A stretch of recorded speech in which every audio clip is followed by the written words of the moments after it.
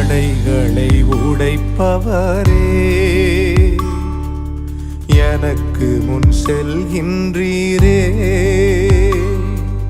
தடைகளை உடைப்பவரே, எனக்கு முன் செல்கின்றீரே. நீர் கோணலானவைகளை செவ்வையாக்குவீர், கரடானவைகளை சமமாக்குவீர். நீர் வெண்கல கதவுகள் உடைத்தெறிவீர், மறைந்த பொக்கிஷங்களை